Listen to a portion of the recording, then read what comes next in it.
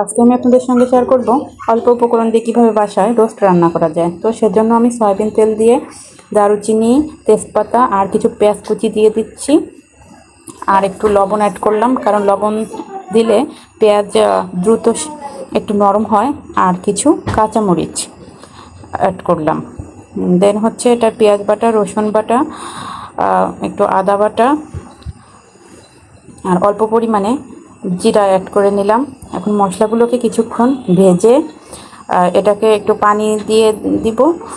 মশলাগুলো সুন্দর করে এভাবে কষাবো।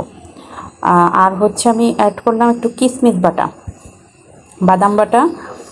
এগুলা কিন্তু অবশ্যই রোস্ট রান্নার সময় আপনারা অ্যাড করবেন। কিশমিশ বাটা, বাদাম বাটা দিলে রোস্ট কিন্তু অনেক বেশি ইয়ামি হয়। তো মশলাগুলো প্রায় কষাতে কষাতে একটু টমেটো সস, একটুখানি সয়া সস অ্যাড করে দিলাম।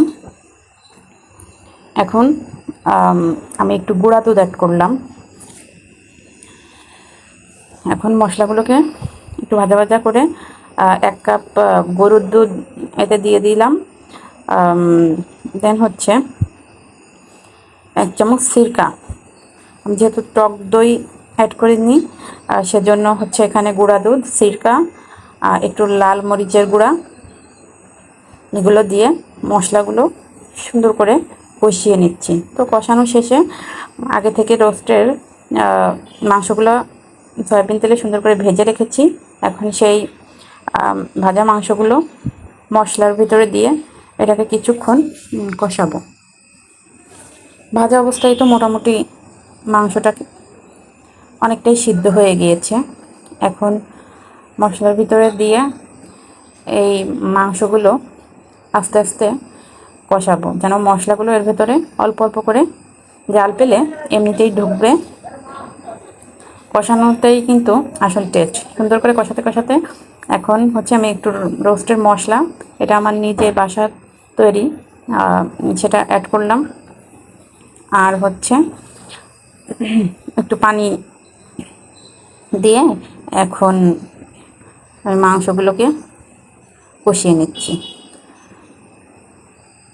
তো কষানো শেষে আবার একটু গরম পানি অ্যাড করে দিলাম।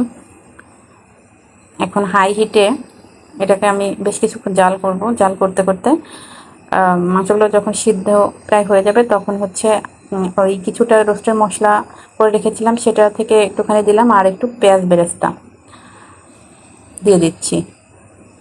দেন লাস্টে হচ্ছে একটু চিনি অ্যাড করবেন, যেহেতু রোস্ট হালকা মিষ্টি মিষ্টি হবে। কেউ যদি ঝাল খেতে চান সেক্ষেত্রে আপনারা একটু ঝাল ফ্রাইও করতে পারেন, আর একটু ঝাল বেশি চাইলে গোলমরিচ অ্যাড করতে পারেন। তো তৈরি হয়ে গেল আমার ঝটপট রোস্টের রান্না।